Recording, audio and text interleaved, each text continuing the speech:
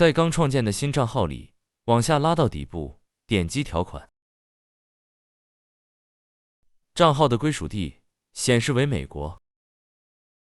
这样我们就成功的注册了一个美国的 Google 账号。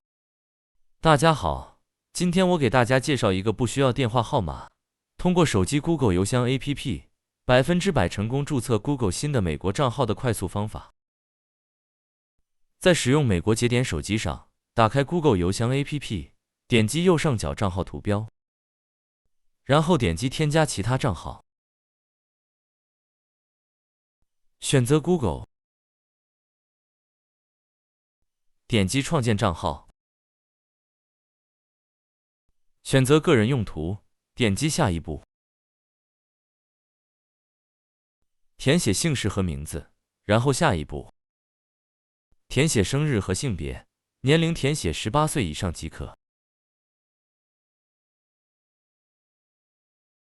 填写你要创建的 Google 邮箱名，如果邮箱名被占用，重新设计一个，然后下一步。接下来填写邮箱密码，完成基础信息设置之后，继续下一步操作。注意到没有？没有要求填写电话号码，我们就成功创建了 Google 邮箱账号。点击下一步，往下拉，进入隐私权和条款页面，点击我同意，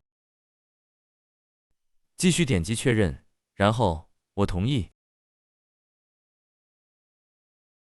点击右上角图标，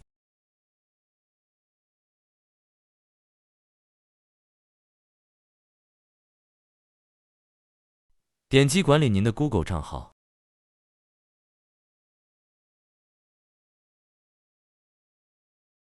往下拉到底部，点击条款。